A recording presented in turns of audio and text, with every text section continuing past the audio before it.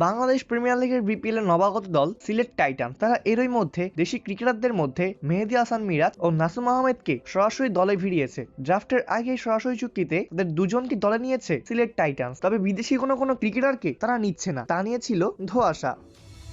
এবার জানা গেছে পাকিস্তান তারকা ওপেনার সাইফ মাইয়ুবকে দলে ফেরাচ্ছে সিলেট টাইটান্স। দলটির একটি সূত্র বিষয়টি নিশ্চিত করেছে।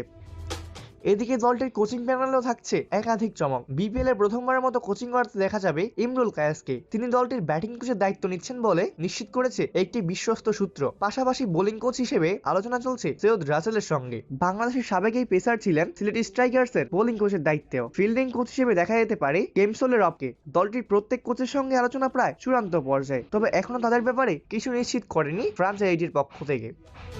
বিপিএল এর গত 3 আসরে খেলতে দেখা গেছে সিলেট স্ট্রাইকার্সকে, তবে আগামী 5 বছরের জন্য ফ্রাঞ্চাইজির মালিকানা নিতে তারা আগ্রহ প্রকাশ করেনি। বাংলাদেশের প্রথম পূর্ণাঙ্গ স্পোর্টস ম্যানেজমেন্ট হিসেবে লম্বা সময় ধরে ক্রিকেটারদের সঙ্গে কাজ করে যাচ্ছে ক্রিকেট উইথ সামি।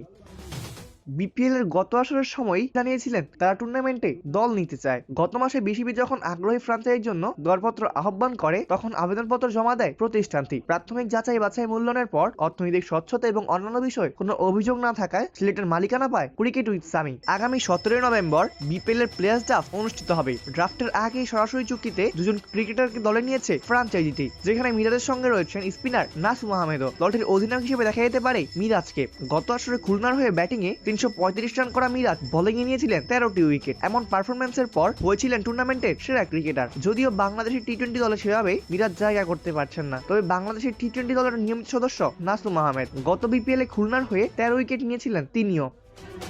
এদিকে দল গোছানোর চেষ্টা করছে রাজশাহী ওয়ারিয়র্সও। সাইফজাদা ফারহানের সঙ্গে চুক্তি করার পর তানজিদ হাসান তাইমের সঙ্গে আলোচনা চালিয়ে যাচ্ছে ফ্রাঞ্চাইজিটি।